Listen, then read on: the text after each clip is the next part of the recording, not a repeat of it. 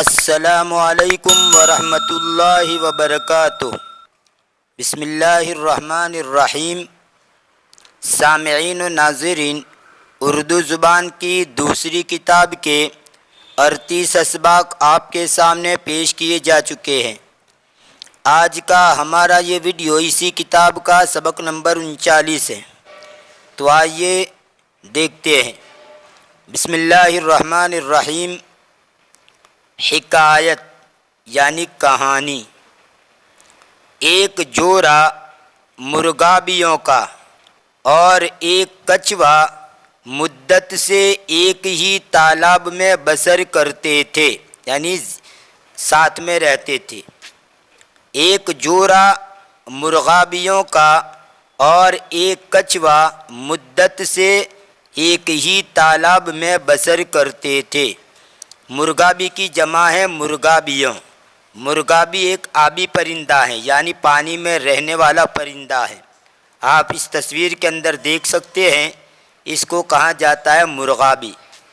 اور کچھوا یہ بھی پانی میں رہنے والا جانور ہے، اس کو بھی آپ تصویر کے اندر دیکھ سکتے ہیں، یہ کچھوا ہے۔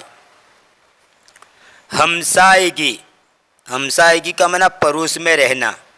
ہمسایہ یعنی پڑوسی اور ہمسائیگی یعنی پڑوس میں رہنا۔ ہمسائیگی کے باعث آپس میں نہایت پیار اخلاص ہو گیا تھا۔ ہمسائیگی کے باعث آپس میں نہایت پیار، نہایت یعنی بہت زیادہ، نہایت پیار اخلاص ہو گیا تھا۔ ایک بار ایسی خشک سالی ہوئی کہ ناچار مرغابیوں کو وہاں سے کوچ کرنا پڑا۔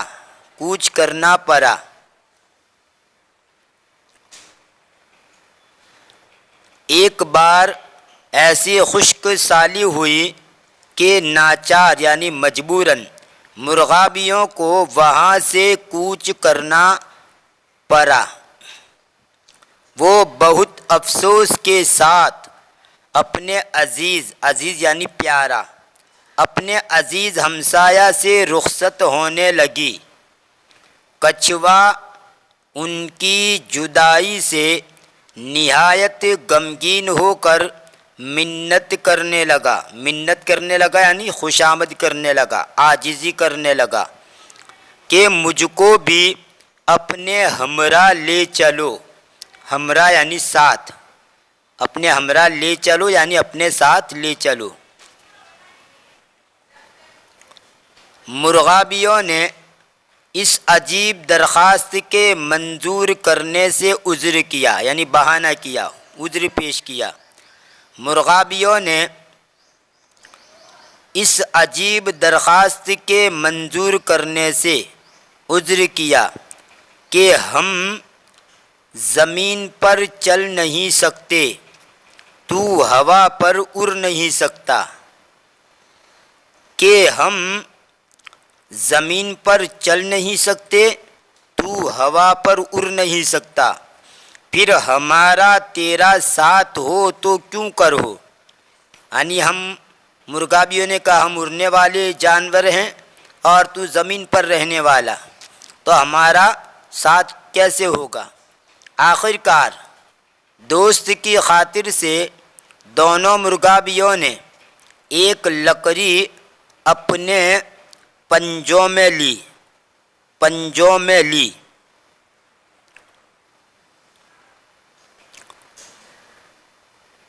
اور کچھوے سے کہا کہ اس کو منہ میں پکڑ کر لٹک جا، کہ اس کو منہ میں پکڑ کر لٹک جا، لیکن راستے میں بولا تو جانے گا۔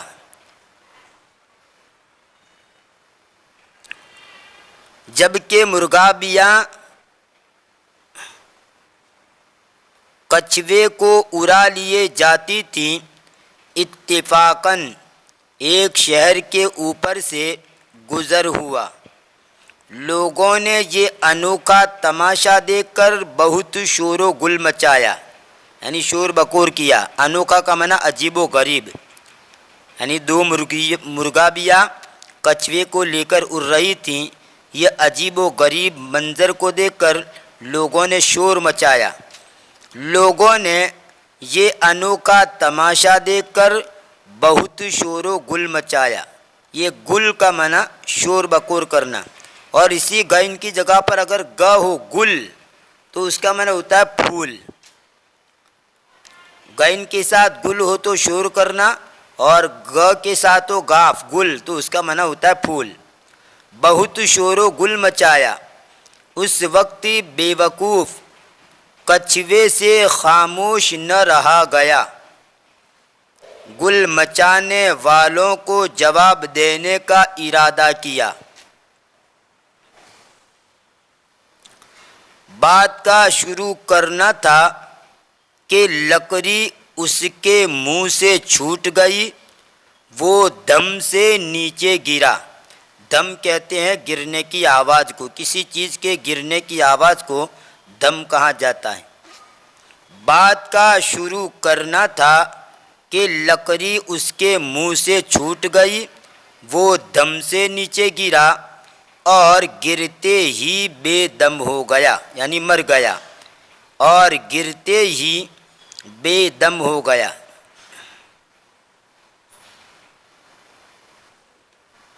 مرغابیوں نے اس نافہم دوست کی حالت پر بہت افسوس کیا. نافہم کا معنی نا سمجھ. یہ فہم کے شروع میں نہ لگا. اس کو کہا جاتا ہے سابقہ. کسی بھی لفظ کے شروع میں کچھ لفظ لگتا حرف لگتا ہے اس کو کہا جاتا ہے سابقہ. تو نا یہ فہم کے ساتھ لگا. نا فہم یعنی نا سمجھ.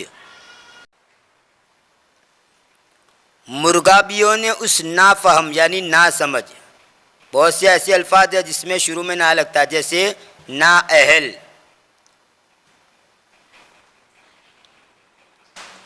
نا لائق. مرغابیوں نے اس نافہم دوست کی حالت پر بہت افسوس کیا اور یوں کہتی ہوئی اڑی چلی گئی. جو دانا دوستوں کی نصیحت پر عمل نہیں کرتا اس کی ایسی ہی بری گت ہوتی ہے یعنی بری حالت ہوتی ہے. دیکھیے دانا الف کے ساتھ ہے. دانا کا معنی عقل مند سمجھدار.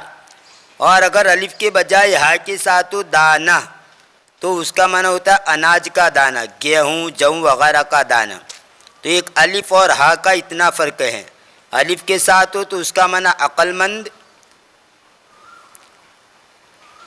اور الف کے بغیر ہو یعنی ہا کے ساتھ ہو تو اس کا معنی اناج کا دانا.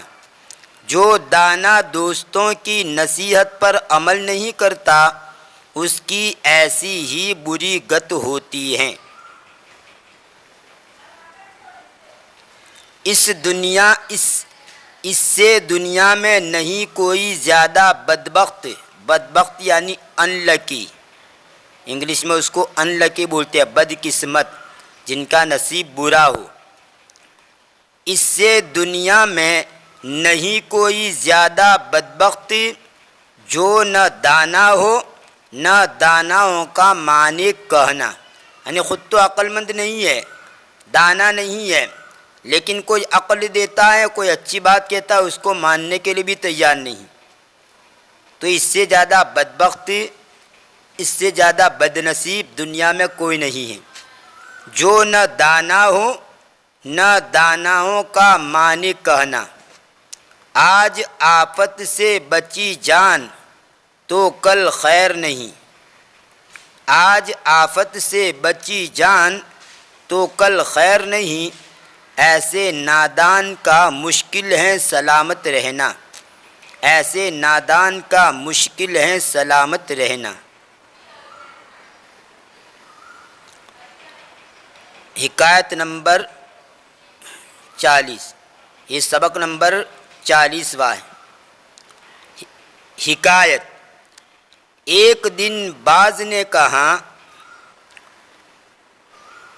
ایک دن باز نے کہا، باز یہ ایک پرندہ ہے، آپ تصویر کے اندر دیکھ لیجئے، اس کو باز کہتے ہیں۔ ایک دن باز نے کہا، میاں مرغے تم بڑے ہی بے وفا، بے مروت، بے مروت یعنی بد اخلاق، یا بے مروت کا معنی جن کے اندر انسانیت نہ ہو، جن کے اندر انسانیت نہ ہو یا جن کے اخلاق اچھے نہ ہو، اس کو کہا جاتا ہے بے مروت۔ اور بے وفا یعنی جو وفادار نہ ہو، جو وفادار نہ ہو اس کو کہتے ہیں بے وفا۔ ایک دن باز نے کہا، میاں مرغے تم بڑے ہی بے وفا، بے مروت اور ناشکرے ہو۔ دیکھو آدمی کس محبت سے تم کو پالتے ہیں، دانہ پانی کی خبر لیتے ہیں۔ دیکھیں یہاں پر دانہ آیا، اوپر الف کے ساتھ تھا دانہ یعنی عقل مند، اور یہاں پر دانہ یہ ہا کے ساتھ ہے یعنی اناج کا دانہ۔ دانہ پانی کی خبر لیتے ہیں، پھر بھی تمہارا یہ حال ہے کہ مالک پکڑنا چاہتا ہے تو بھاگے بھاگے پھرتے ہو، خود بھی تھکتے ہو اور مالک کو بھی دکھ کرتے ہو، دکھ کرتے ہو یعنی پریشان کرتے ہو۔ مجھ کو دیکھو،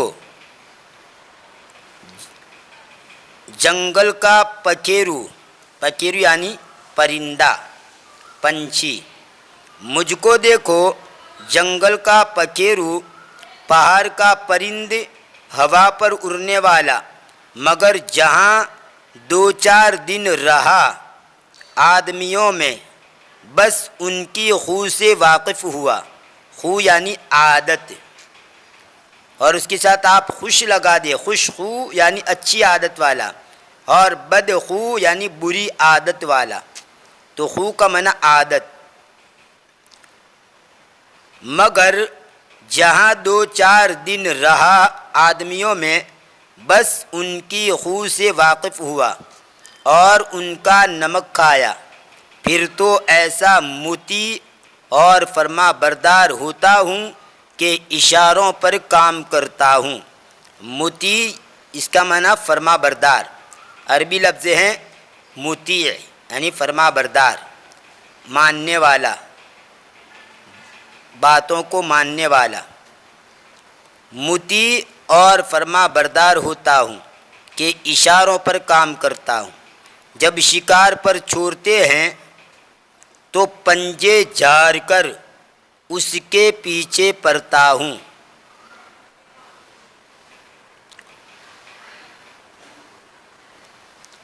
جب شکار پر چھوڑتے ہیں تو پنجے جھاڑ کر اس کے پیچھے پڑتا ہوں، کوسوں دور نکل جاتا ہوں مگر اپنے آقا کو نہیں بھولتا۔ ذرا واپسی کا اشارہ پایا، خوشی خوشی اڑتا چلا آیا۔ یعنی میں تو اتنا وفادار ہوں کہ دو چار دن کسی کے وہاں آدمیوں میں رہا، لیکن ان کے اشاروں پر میں چلتا ہوں۔ اور تیری حالت یہ ہے کہ وہ تجھے کھانا دانہ پانی دیتے ہیں، تجھے کھلاتے پلاتے ہیں، اور جب وہ پکڑنے آتے ہیں تو تو بھاگتا ہے۔ تو اتنا بے وفا ہے، خود بھی تھکتا ہے اور مالک کو بھی تھکاتا ہے۔ مرغے نے جواب دیا، میاں باز اس میں شک نہیں کہ تم بڑے شکاری ہو، بلند ہمت ہو، چست و چالاک ہو، لیکن بھائی قصور معاف، تم میں بات سمجھنے کی لیاقت ہے نہیں۔ لیاقت یعنی صلاحیت، تم میں بات سمجھنے کی لیاقت ہے نہیں۔ اگر تم تھوڑا غور کرتے اور میری اور اپنی حالت کا فرق پہچانتے تو ہرگز بے وفائی اور کج ادائی کا طعنہ مجھ کو نہ دیتے۔ میں نے سینکڑوں مرغ حلال ہوتے یعنی ذبح ہوتے، حلال ہوتے اور سیخ پر بھونتے اپنی آنکھ سے دیکھے ہیں۔ سیخ کہتے ہیں یہ سلیا جس کو کہا جاتا ہے، لوہے کی سلاخ جن پر یہ کباب وغیرہ بھنے جاتے ہیں۔ میں نے سینکڑوں مرغ حلال ہوتے اور سیخ پر بھنتے اپنی آنکھ سے دیکھے ہیں، مگر تم نے کسی باز کو ذبح ہوتے یا کباب کیے جاتے دیکھا تو کیا کبھی سنا بھی نہ ہوگا؟ یعنی دیکھنا تو بہت دور کی بات ہے، کبھی سنا بھی نہیں ہوگا کہ کسی باز کو ذبح کر کے بھنا گیا ہو۔ مگر تم نے کسی باز کو ذبح ہوتے یا کباب کیے جاتے دیکھا تو کیا کبھی سنا بھی نہ ہوگا؟ اس صورت میں اگر میں چوکنا رہوں اور مالک کی طرف سے میرے دل میں دکر پکر ہو، دکر پکر کا معنی خوف و ڈر،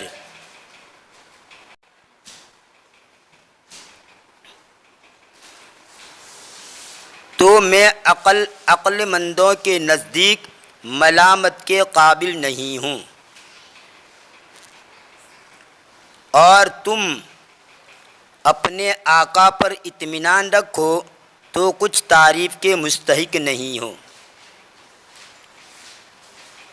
اس صورت میں اگر میں چوکنا رہوں اور مالک کی طرف سے میرے دل میں دکر پکر ہو تو میں عقل مندوں کے نزدیک ملامت کے قابل نہیں ہوں، اور تم اپنے آقا پر اطمینان رکھو تو کچھ تعریف کے مستحق نہیں ہو۔